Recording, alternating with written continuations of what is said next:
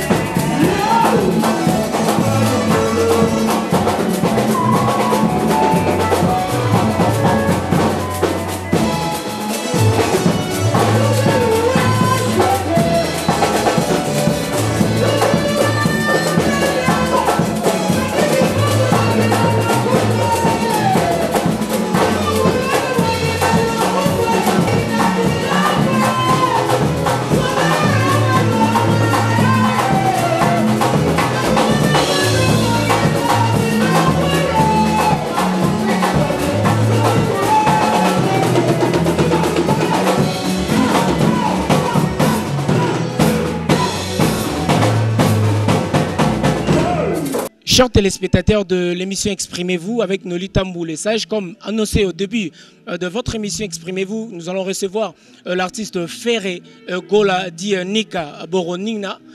Balobi, tu es vraiment en pleine répétition dans les coulisses. Tu es vraiment comme on a nengeni azo bongisi labino ba sauce ba bloc belé belé a bien nengeni ba sala ba préparatif na ba pour na ba pe sabino soin kitoko. Donc nous sommes bel et bien à Kinshasa, la capitale de la République démocratique du Congo. Je tiens encore une fois à vous signaler bino bozola ndabiso na Molière Télévision, Papa Léon Lembalemba Grand Nia Obambo Tebele et puis la jeunesse est assurée par Junior Nemalemba OV Nemalemba et puis bolanda biso na ba poto na www.voiceofcongo.net. Donc pour le respect public, nous avons vraiment lunettes pour la vraiment tous la question peut belé et puis la question d'actualité vraiment est belé. Mais avant tout côté nous disons d'abord bonjour Ferré Gola. Bonjour Noli Tambou le Sage. Moni très en forme. Nous sommes en plein boulot. Nous travaillons place to préparer la place to bien saraba sauce au bas de sepela nango. Oye na fief est-ce que tout ça la répétition na sa coulisse quoi. Merci merci vraiment d'avoir accepté l'invitation à Bissou Yakoya aux répétitions coulisses. Mais boîte noire sangwa boîte noire ndeni tomoni ke boîte noire surtout et ngabalenga na 24 kangi Kinshasa to sur place tomoni ba nzembo belé côté ba shila ibula yomoro déjà en soi omoni boîte noire comparé à l'album na sous précédent omoni boîte noire fonctionnement lango et puis impact dans la terrain ndeni. Non, ça coûte ya lobate. Donc ezaka que no évolution ndena lobate que no artiste azonga simata azomata. Et banana sens interdit, tu es qui est derrière toi, tu es une boîte noire. Donc lelo nzembo moko teleki na persi. Batu lelo ba yembi banzembo ya boîte noire, ti lelo bazo yemba ba rumbe zo bercer mitema batu. To sala leloko po yo kango yo te na famille na yo, to sala leloko te ko yo kango pona staff na yo. To sala leloko pona mokile yo ka ba fan ba yo ka. Donc batu ba yo ki banzembo bakangi banzembo ba sepeli jusqu'à aujourd'hui na ba fête na ba nini maboko nini ba boîte noire zo beta banzembo ya qui est derrière toi beta ka sans interdit ndambo beta ka. Donc une ka ça que musala to sala ki et pesi fruit na ngo pesi mbuma na ngo quoi. Donc voilà. Les lois tout le monde vraiment cette fois-ci fait rigolo à ce que nous avons pu remarquer au sali on s'est distingué. Ça veut dire que ba clip il y a boîte noire au sali on a ba qualité bien haut bateau vraiment ba s'attendre qui n'ango et puis public biso tout ça ba terrain dès tout le monde a apprécier ming musala surtout ba clip sont respectés puis clip. Ça te fait comment aujourd'hui n'a pas appréciation au bat ça pas comparé à l'album non sous que c'est comme si ba clip vraiment au landelango bien mais cette fois-ci vraiment au tiers et ça rapport à producteur il a bien trouvé bien yomo ngo sali autoproduction album. Non ça ba reproche à ba fan temps bazo ça la reproche c'est que bazan a besoin de quelque chose artiste à rapporter les bango et na demande à ba fan na ba reproche na bango tout ça la effort ndeto le bagano critique et ça la bien. Et là, on sali yango so ba commission ka tina suka au moins que nous na rentabilité. Donc et là on y so na critique tant ba osala so ba critique eza pona obongisa. Donc ngal ngana sali loko koto ba fingi koto ba commission ezala bien. Et là on y so sali yango so koto ba fingi te koto ba commission aux en équilibrité et au fur et à mesure il y a ba critique artiste azoko l'artiste azako améliorer quoi tout ça quoi améliorer musala au fur et à mesure quoi. Donc vis-à-vis de la critique, on a toujours ça l'effort qu'il y a quelque chose à bien. Voilà, tu as vu que Obimi c'est déjà clip. Déjà il y a la première partie déjà un album et puis tu reçois quand vraiment intégralité à clip. Parce que cette fois-ci c'est comme ce type vraiment un moyen costaud pour réaliser le clip. Cette fois-ci tout ça déjà on a presque 13 clips déjà sur les marchés. 13 clips sur les marchés. Locaux là, qu'est-ce que j'avais dit? Et au Bima, on a fin 2015. Donc je pense qu'intégralité à début année. Tant on a dérangement et au Bima peine intégralité à clip, on ne sait jamais parce qu'ils ont déjà, tout ça là déjà la majorité des alliés. Tant on avant, qu'est-ce que j'avais dit Bima? Il y a un Bima déjà. Donc qu'est-ce que j'avais dit? Ça album no Zoya après qui boîte noire. Après boîte noire, qu'est-ce que j'avais dit? Il y a un des Zoya donc tout bandit déjà boulot nango. To benja musana o ezaka neti dérangement ça elo a prémisse to sali donc to tsango ka neti dérangement mais album de to sala vraiment album to bandi yango sikoyo après avoir aussi ça on a besoin ya sponsor ya dérangement to bandi siko album qu'est-ce que j'avais dit et robima na fin de l'année 2015 donc année to zo banda to zo kota fin nango album robima donc to zo travailler déjà to bandi yango déjà et base l'intégralité ba OCP là quoi. D'accord. Faire rigolo à Torozon, qu'est-ce que j'avais dit et puis Torozon on a dérangement. Oh, tu habites sur au niveau déranger nani, au niveau déranger sous le public non, niveau déranger à bon déjà la basson qui toko. Chers téléspectateurs, amis de cette émission, exprimez-vous. Nous allons devoir regarder cet extrait et il y a répétition. Awa na une de trois ya faire rigolo a dit Nika Boronina. La Pessi Berado, Prince de Versailles, Mbote et puis Yadada, Jean-Marie Kikonda, 5J, Tobo Sainte Fabrice Mola, trop d'écart. Et Nabo Sainte Aris Sambou, le suprême. Guylain d'Or Melonga, Tobo Sainte Shedata Mouna Norvège. Regardons cet extrait de répétition, on se retrouve après.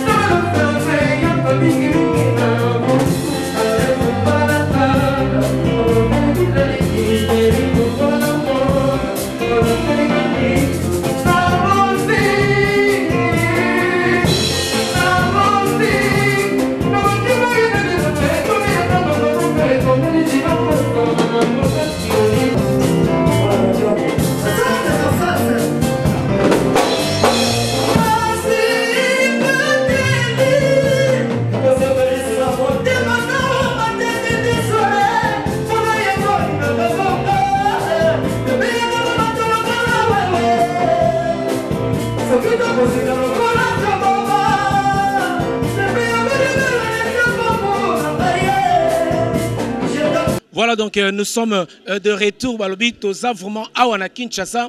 Vous avez remarqué que le décor est changé, puis une source. Retrouver vraiment nos racines, et ça leur moi bien de changer. On ne voyagera trop. Bien, est-ce que vous avez un vaccin? Pour voyager, il faut rappeler un vaccin. Pour ça, on va GTP. Donc voilà, Fabrice Mola, mon pote, je te salue encore une fois. Et de l'autre soirée, et ça lui plaisir, na batanga nyos Beric Poulet, Bozolandabi sur www.voiceofcongo.net. Faire égola, tout le monde artiste encore une fois, basé Belé, Missous Bakei, Missous Penamoni à Bakoti, et puis Missous va réintégrer le groupe Nayo. Déjà, on a posé question, moko, étant le lot comme leader, qu'on gérer l'esprit au Ebele. Et puis, et là, au moins, ils allaient aux autres travailleurs, peut-être au Yenda Zolinga au Mingi, alors qu'on a monté mané à Zanango pour la salle lobby au Ebité. Pour arriver à gérer l'esprit au Ebele. Non, au Moni, Gaza déjà moutoua batu na déjà mon sens ya Rosana batu encadrement les lotés nazana déjà un peu expérience ces alliés et puis je pense au orchestre oyo demandé depuis disons 2006 donc calculer 2006 jusqu'à aujourd'hui donc 8 ans à peu près. Voilà donc toujours kene malembe mutuna mutauta na parlé na azan éducation ya kanango et puis mutuna mutu azan esprit ya kanango ezalo rona ti mutu sanga kena na bureau kena musala ils ont un département, ils ont pas trois alliés, secrétaire, boulot moins de mon main. Dans quatre orchestres, les musiciens, moral, soit. ils ont une façon de penser.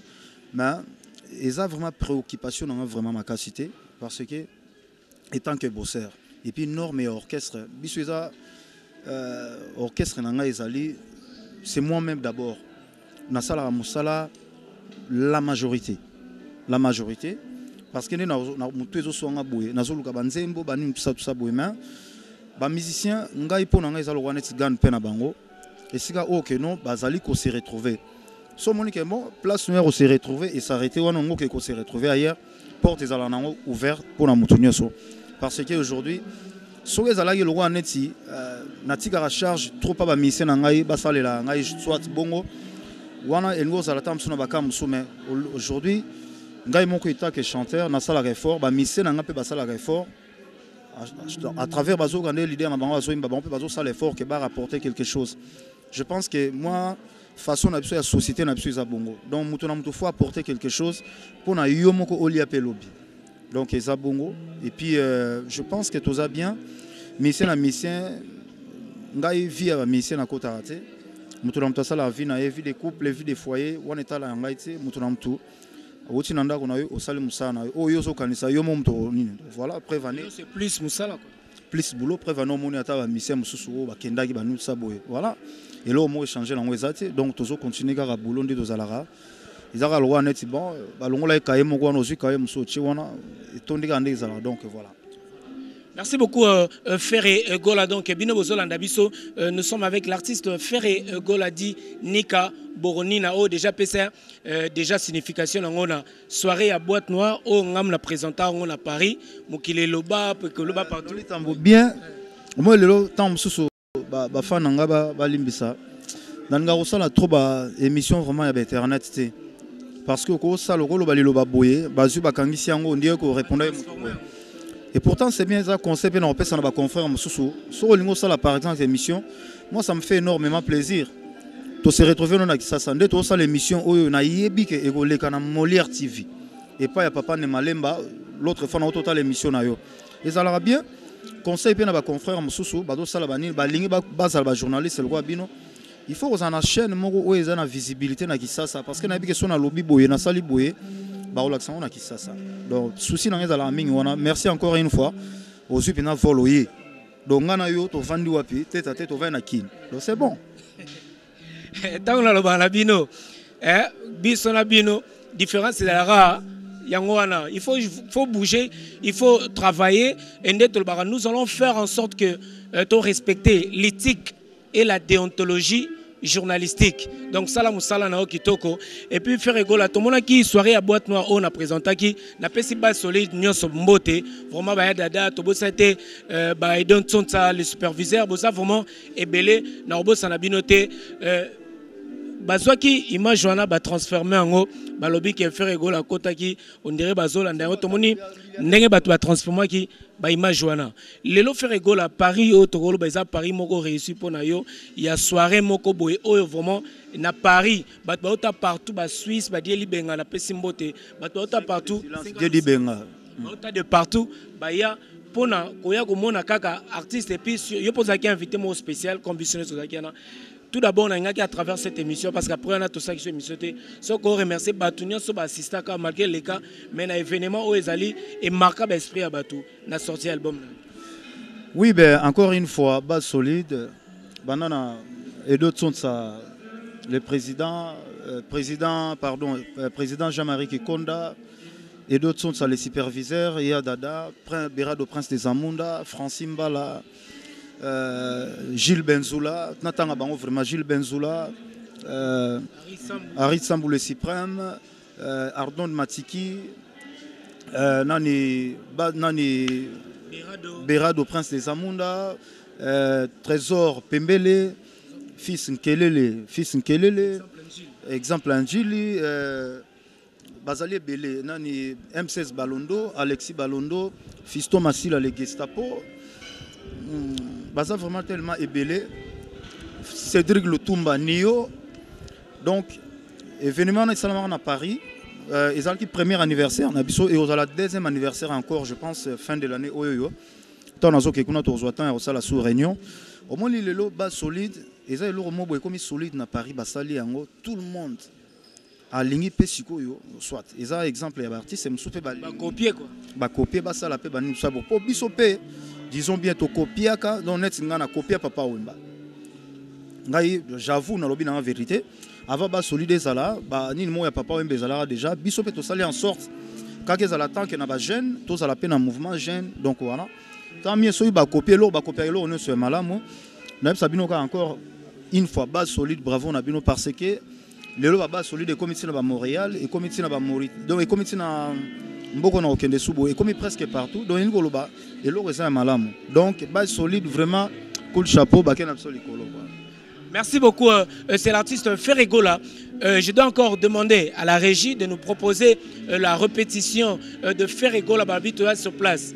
Koloba penza mingi teme totala extrait à répétition oyo et on se retrouve juste après pour faire plaisir à celui qu'on appelle Papa Léon Numbalemba Grand Niao.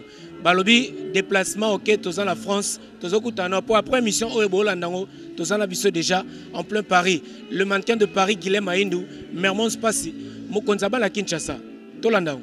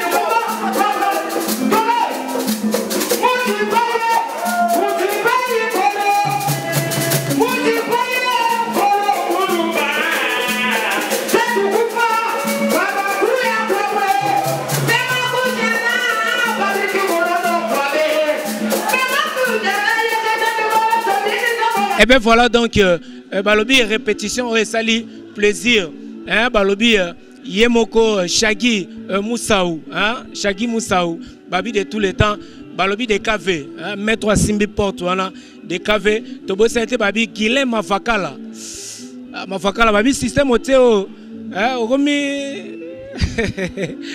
Guilhem Mafakala, on est ensemble là, c'est pas le sou comme on a yo, talara c'est là ba makanza ba nini Guilhem Mafakala, on est vraiment ensemble. Ferrego là, tozongi na yo kaka, balobi lisolo ya dérangement. Avant là comme la lisolo ya dérangement, Ferrego là poto e bengi ngai na tutai ka kenon, aujourd'hui je vais recevoir Ferrego là, na répétition là batu ni ngai. Départ à Monsieur Salamaki n'ont pas belé baye, tozong en até parce que c'est le cas qui. Mais les gens posent beaucoup de questions sur l'animateur Kounzardo. Batebele à Paris, Babenga Balbi, Noli demande à Ferrego là 4 mois et les qui. La situation est à Kounzardo et Zanini. Tongi vraiment to yokaye, Batuba yokango pina Molière télévision baïba. Qu'est-ce qu'il y a au juste pour la suspension? Il y a l'animateur Kounzardo. Ce qui est vraiment bon, c'est à suspendu la durée indéterminée. La cause est zanine. Bon, au moins l'orchestre nous c'est un nord mélango. Orchestre c'est un nord mélango. Ce n'est pas la première fois que nous avons suspension indéterminée. Guy digital a auto sala 5 mois à suspension indéterminée. À zongel musala nae. Donc voilà. Tu peux ça cause que non bon voilà parce que à Salakibo, donc ce moutazu suspension indéterminée, ils ont une cause valable. Oh que non tout ça total on a misala dans yana batu mususu azo ba suspendre tous les grands na télévision toute soit société batina mutote que non pour se justifier que non ben voilà. Ce moutazu suspension indéterminée, il y a une cause et ça que nous a suspension indéterminée. Donc on a dans la suspension indéterminée. Voilà, on la boulot on est normal mais pour l'instant dans la suspension indéterminée, on colle aussi là c'est bon. Est-ce que vous avez que la suspension de sa artiste et ont eu en OTP ça par exemple idée pour que porte na basika mususu Ferrego.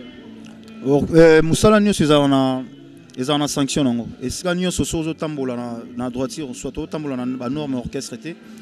Orchestre pour qu'il a liboso et c'est un disserier. Donc l'orchestre nyo chez moi il y a disserier. Donc voilà mutunyo so fois tambola na norme orchestre ndengeza. Voilà. Jusqu'à aujourd'hui, il fait partie d'un effectif, il y a groupe, il y a Jet Set à faire égaux, mais à non la suspension, on dirait indéterminée. Suspension est non indéterminée, oui. Merci beaucoup, Ferregola. Nous avons un sous-souvent dans l'isolo où il y a dérangement.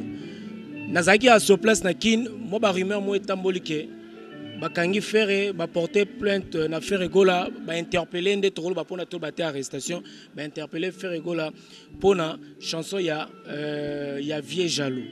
Il y a vieux jaloux dans le sens au tien d'abord autant à combo pour Mikolo babi sur telobi combo bakangi mutu. Mais la presse doit faire son travail et puis nous sommes église au milieu du village, tout ça nous sommes habitués n'engé déontologie et autres d'habitués au salango. Tout qui est fait azaki interpeller pour na aux yeux figurants. Il y a Rotian Orloba, il y a Combo, il y a ancien patron de Calavier, déjà, Matbazo comprend pour ne pas citer les noms. Pourquoi c'est moi le choix, il y a Rotian Moutazo figuré, par exemple, na Vienayo. C'est comme si qui est derrière toi, je crois, et ça qui a.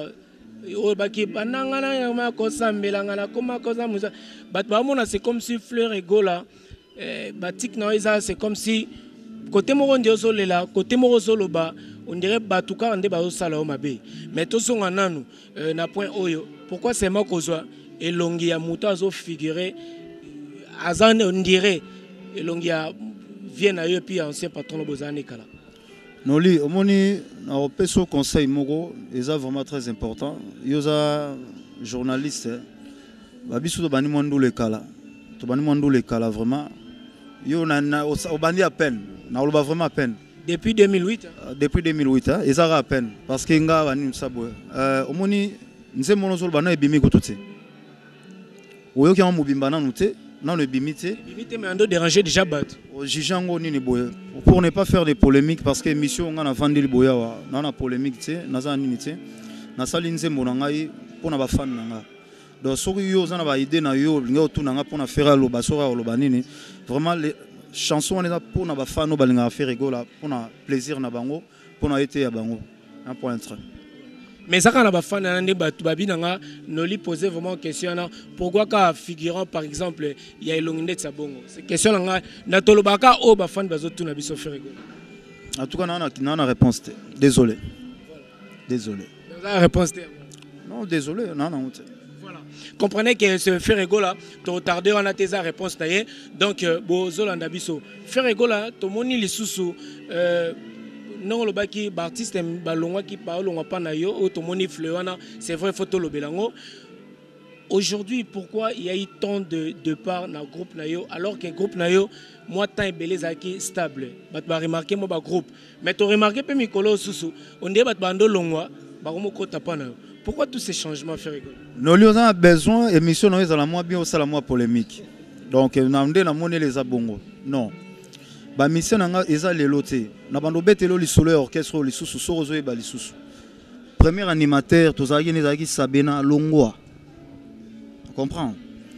Tu as un animateur Moussou, comme on est Papa Soda, à Longwa Akimana Poto.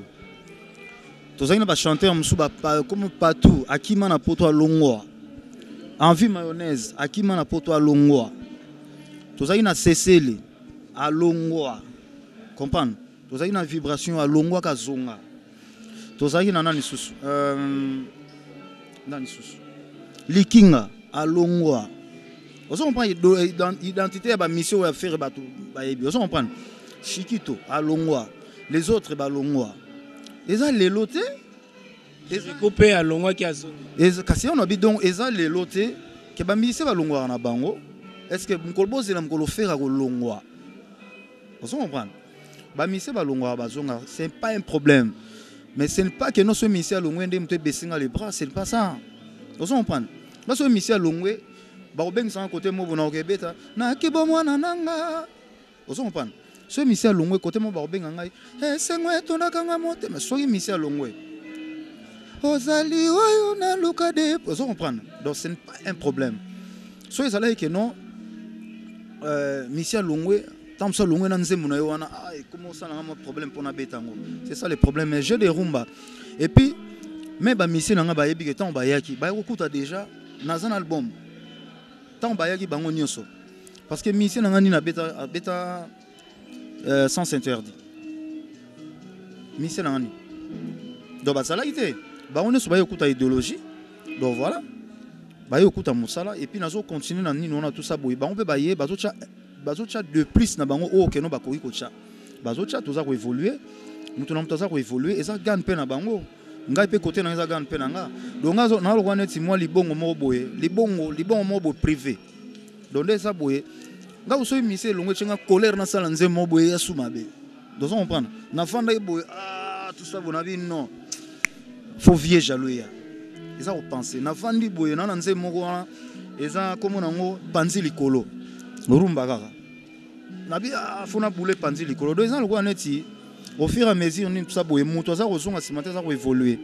Et ça n'angote bon et puis les solo marmbo et ça déjà ba moi na évité pour le ça moi activité na ebi na songi lonka pona et puis voilà quoi voilà donc et ça vraiment ça non ba blosser les cas qui bon voilà sur Nanine il y avait jaloux oyo to songi la mwandamu est-ce que to roye baté moi explication té muké la chanson en gros on est vraiment olobanini par là vraiment na titre Nzembo nazo ezalwa na hote ya bolingo so lingi mutu linga vraiment na mutema parce que l'amour est botara haine amour et comme est botara haine donc ba combien on a bible na be loko bolingo ezala suka ne bandeli soki boyokani soki moninga kaniseli moninga ne mabe et comme ndenge mususu donc na nyoso na nzembo wana contenu na onyo sur nazo teya bolingo bolingo na amour vrai on se comprend muto yo ezana ba bolingo mutu mususu bokabo na ye mais ozana souci que est-ce qu'il a réussir est-ce que ozana souci al wana ti bokabo na mona mwasi mais babiso ba jo surtout biso mibali so kabo na mwasi olinga momene est-ce qu'il a souffrir kaka po est-ce que oza poisongela yo on se comprend donc nazo teya neti bolingo moko ya ndengo wana bato balingaka souffrance ata bokabana moto o souhaiter souffrance na ye quoi surtout donc ça le connaît amour pona bonzemo na beti za bolingo ya mwana mwasi na mobali na beti le kwa nini wana on se comprend donc ezana nzemo mo na yemba likuna ya bamba sabalatisa chéri master vieillesse pour ba monana histoire nazo beta oyo ezana ba tant que botambola 5 personnes, boza 5 filles, 2 bazala kitoko. Mais au moins on a 5 filles wana, o ya kitoko wana balingaka ete. Balingaka ete so ba ke place mo bo mibali ba sepelaka na ete. O ke ka massa mo bazalaka wana, azwa elongi mo ya vieillesse alatsa ye. Donc yé ba mona raete, ba mona ka o wana zala moi mystique wana ba mona raé mingi. Po musu donc eza bozo tamona muninga o latsa masque ya vieillesse pour amona na te. Donc ils ont la carte ya bolingo kaka. Donc même la carte ya société, so vivre na moto, faut faire très attention.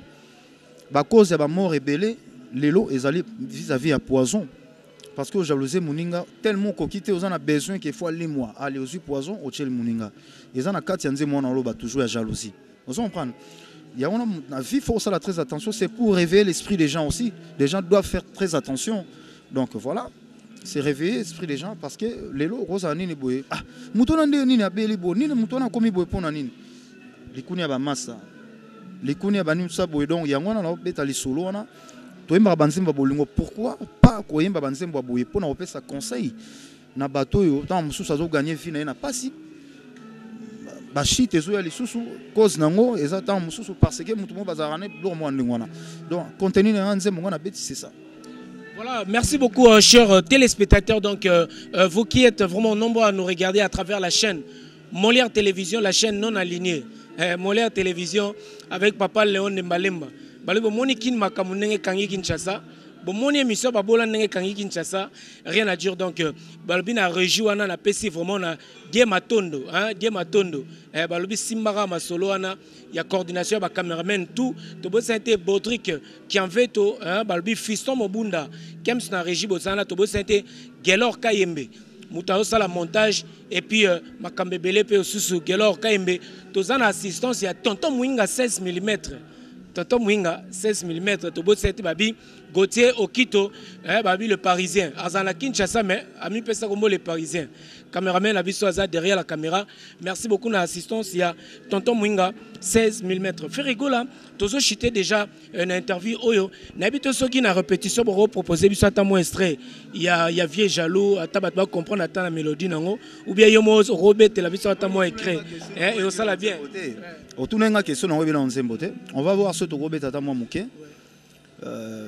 Total à ce tour bête à moi il n'y a pas de souci quoi. Merci beaucoup donc ça sera en exclusivité bino bozola na babi live vieux jaloux tiré na maxi single oyo dérangement ngo ezaka rapona ko déranger sur mato ina bino ndebo mesala koyoka ba bonne mélodie. Tobo sanité bino nyos bolanda biso na poto faire rigola to vraiment na suka. Aujourd'hui nous allons quand même parler que ça l'émission était sans pour autant parler na fléau oyo balobi musique nabiso point de vue tout d'abord sur la musique congolaise. Est-ce tozaka ko percer ou bien tonenge toza stationné ou bien le son de balba c'est lui qui n'avance pas recule dans le trou. Réflexion à faire égola sur la musique actuelle, musique congolaise. Ezanine ozomona la musique nabiso ezana niveau ni par exemple. Non, musique nabiso ezana on a niveau malam. Ezana on a niveau malam sauf que faut améliorer to baksa musique mususu. Biso toza trop biso kaka. Trop local ka. Non, toza localité. Toza localité. Trop Congo ka, trop Congo. Trop Congo te poto beta la basale pe to kena déjà venu tout ça parce que quand on parle de local ba tout ça va comprendre. On n'est pas local. To kena Robeta net nga faire rigola, to kena Robeta na bamboka musu Afrique. Ce n'est pas de localité ça. La preuve n'a assisté à la conférence de presse non il y a fait mois 2014. J'étais là na conférence. Donc lelo même na ba massa o ba sol ba soin diza ba ni sabona to moni ba onte na États-Unis a beti na grande salle moko boye atondi si bato to moni on a noté donc biso na stolega na ba télévision na ba oleka on a tout ça boye sauf que mikolo yo nous les Congolais on n'est pas déjà pays anglophone on fait l'effort d'apprendre l'anglais ça c'est bien ça d'être bilingue c'est bien mais au chanze moko bo ana ba osoyo kono malobate mais lokola eza niza pepe mo boye nango ça va passer et puis voilà et les ganango mais vraiment faut faire l'effort yako yemba pe ba style mususu les lobby so tomo ça l'effort wana tout ça na sali 3e moment na yemba ba style mususu pour nous relaxer que nous les Congolais on est fort parce que tout ça Amérique tout ça États-Unis en musique Afrique donc biso toko yemba ba style na ba ba yemba rumba congolaise au moins différence c'est ça. Mais tout ça même ba danse na bino lelo to mona ba flavo par exemple bazobi na ba danse ka oya ba congolais ba transformer na tempo mususu. Aujourd'hui eux ça la bino ndeni on a ça que mission na match la mwana que je salue aussi à l'eli mingi pona makamwa bi musique wa biso moko ba danse na biso moko batu misu bazolela ngombongo. Faire égola yo personnellement ils ont salonné parce qu'aujourd'hui il faut qu'on se le dise musique na biso ça affecté na ba boîte na partout autant tout monde c'est plus ba Ghanéen ba Nigérien ba Ivoirien ou na moni vena ba kiti mondamu c'est plus bango nde bazo beta tout monde ba Jim Martins ba Flavo tout monde ba Rafat ba te belé ba Koti ba P Square tout monde ba te belé vraiment ba Koti na musique oyo yo moi personnellement et puis na ngalo ba selo mo ba babi pourquoi faire à Tikaki tout monde style au beta nabi ko ça ba variété ba style mais pourquoi Tikaki style oyo au beta par exemple ban tout kan mbona et ça qui moi bien ça qui un peu changé un peu par rapport à ba générique na yo générique non c'est vrai cause mais pourquoi pas qu'on garder tamolo kwana pour la musique par exemple la libanda aussi non couper décalé c'est l'équi couper décalé et ça originalité ya ba ivoirien il faut pas tout beta sous cet côté na parce que net na utaki na mboko nini na utaki Burkina Faso avant makambo ile kana Burkina Faso nazali na Burkina Faso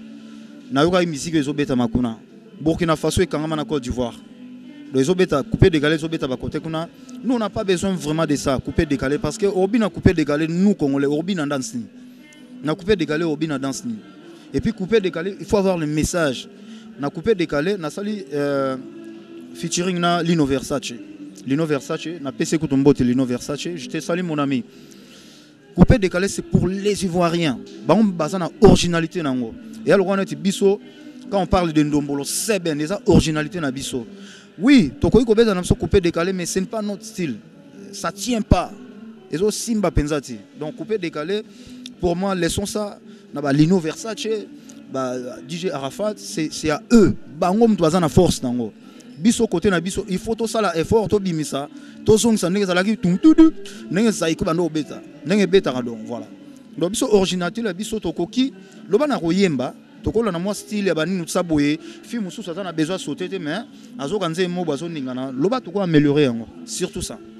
D'accord. Merci beaucoup, chers téléspectateurs. Donc, nous arrivons presque à la fin de cette émission. Exprimez-vous avec Nolita Moulessage. Napesi binonio sobambote et sika bozo landabiso. Vraiment, eza parmi les interviews à Souka Oto Sali na mboka oyo. Tu sais comment on a fait rigola, na fief nae vraiment. Et sika nini bomo na basoin kitoko. Oye dérangeant mute mato inabino na nenga kitoko. Tu es vraiment la source pour la tous information na source wana. Fait rigola, to comme vraiment na Souka émission oyo. C'est pour, je crois, pour la troisième fois sortie qui est derrière toi, Nazwa Live. Nous avons l'exclusivité. Nazwa Live, là, tu as koto avant de commencer. Live à dérangement, quoi. Donc voilà, c'est bien. Mon info, ça, la recherche, il y a bouillé. Nous avons dit ça, aux oies qui volent, tout le monde qui taille, vraiment, félicitations. Merci encore une fois. Qu'on ait la information, la source, c'est bien. Donc, ceux qui ont à moi exclusivité, à moi moqué, les gens ont un logo. Non, on a moi dérangement, moi demi caca, moi dérangement caca. Mais fin de l'année de Wezoya, Barozwa, qu'est-ce que j'avais dit? Qu'est-ce que j'avais dit? Voilà le titre album Nabiso. Après c'est aussi pour ne pas oh non, on le titre oh parce que au moni non. Donc après ce titre nanga siko. Qu'est-ce que j'avais dit? Bon voilà. Faire alobaki nini na lingala pour comprendre ngo ni ozomona évolution musique Nabiso aujourd'hui sur le plan il y a prestation scénique. C'est vrai ça l'album na yo lelo. Ma kitoko ba apprécier ngo mais faire rigola ba prestation vraiment scénique na rolo bango na Europe album kitoko ça album et demi ba prestation beta et ça la bino ndeni en tant que artiste aujourd'hui ba concert ezo beta ma pété na Europe est-ce que bino na bino entre les artistes bozo soit quand même moi ba solution pour na retrouver moi consensus moi terrain moi d'attente bien bo déléguer mutu moko pour tout mon ministère na biso ya culture et ça les logo té photo lo bango a to na mon télévision biso lo ba vérité bino na bino entre artistes et logo ni bo ça là déjà démarche ni bo entreprendre pour que bolo solution déjà pour na bino mo artiste pour ba concert zo beta non ba concert zo beta ma tête c'est la rara donc to zela donc la to zela on attend donc to zela et message autant sous l'icaniso et gros on a ba ene mutu ba gros initiative voilà ce n'est pas affaire rigolo à reprendre ba initiative voilà mais pour moi on attend les linges sales c'est là va famille to bon ça la musique congolaise est coufatée parce que to bet en Europe tu sais dans la place, nous soupez tous au bêta, tout ça, on s'en sortir quand même bien, ça va. Voilà, on y a beau faire autant moi ma coloté, à véhiculé, à changer mon bacar. Voilà, Zola l'a bien, Banabazo voyager, essentiel. Donc voilà, on attend, et ça on précédé, mais sauf que je me plains beaucoup pour les artistes et les surtout, parce que les gens peine à Bango, comme moi la mission en Europe, on s'est retrouvé dans ma moelle belé, nous sommes en relation, surtout les musiciens, vraiment c'est ça qui choque. Mais bon, et aussi Mbaga. C'est vrai qu'il y a pas une dernière question à Bisso. Faire rigolo, on a idée, par exemple, un jour au un concert humanitaire pour nous aider, par exemple, Babiloko, organisme, Moko Blomo. Par exemple, si pas par exemple, le combattant va te belé. Ceux qui, par exemple, aujourd'hui, va proposer faire rigolo, concert Moko humanitaire pour nous aider. Bande Kolabiso. Combattant. Idée kaka, n'a pas siga idée. N'a pas bande Kolabiso te mabi idée par exemple ceux qui aujourd'hui va proposer faire rigolo concert moko oyena ba artiste ba réunir ba conditionner aux zelo comme roté par exemple. Oko salango. Proposition aux ala bien main, ba combattant il y a être un combattant c'est bien mais faut chef azala. Ko ça les locaux faut organisation y ba kenon. Concert autour un bon oyo qui déplace tel tout ça même les baza combattants toute une organisation peut faire ça là dans le but que nous baza organiser certains naebi au bazali organiser baza combattants organisation egozala tout ça mukule ekoya et écoutana problème ezalate biso zali on pour nous servir peuple pour nous laisser bango ko édifier bango na message na tout ça là pourquoi pas.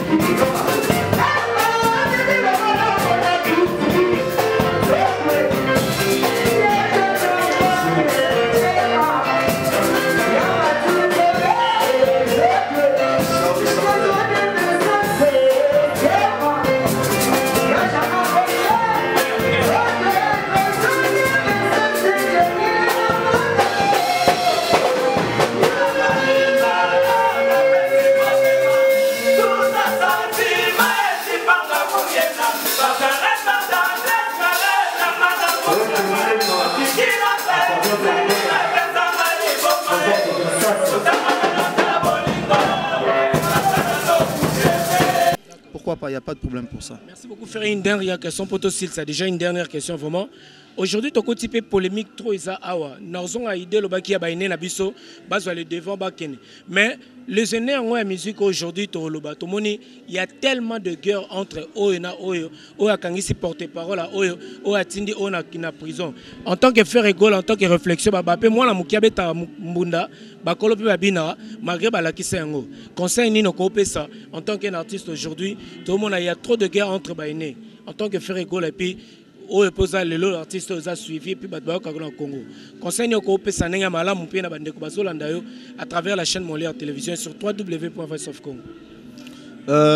Bon, ngana olobaka ka tout le monde en États-Unis, babiloko ezala na aux États-Unis. Bisoko ezala moins bien. Mais sauf que nga conseil na pesa kaka net ya lwa net bo vandi boye artiste vandi bazo fingelo momino na télévision soit bazo finga yo babilo moi côté onande ba modifier mais nga kuna encourager moi ba continuer na bango mais respect humain ezalaka respect humain ezala c'est vraiment important. Voilà, donc baza tout le monde a ba clash ezalango bubana la fouine o attaquer o asali bo ezalango mais nenga bien refaye boye donc ezalango bani tout ça mais bon ba soigner kaka ngana okota parce que ça me concerne pas ezalingati na okota ba conflit on parce que baba ngana otala côté o ngana zali tout ça mais baza mikolo nana conseil mo yapesa ba onte. Et je pense que c'est fini aussi. Bon, le bas est en retard aussi pour Samuel Omo, même à mon ici là. Non, et tu comme n'habite vraiment là-bas qu'il y a une dernière question à faire respecter batou. Faire rigoler l'équipe quand même l'émission exprimez-vous. Évolution émission au bien vraiment.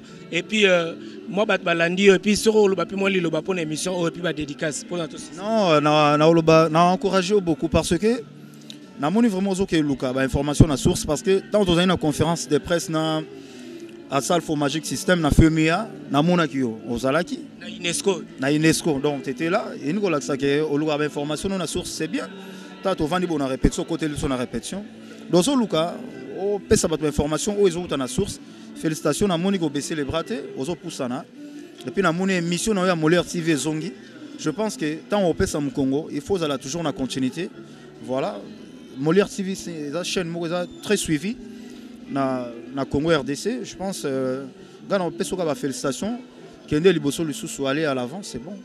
Bon dédicace c'est ça la bien surtout la badbala.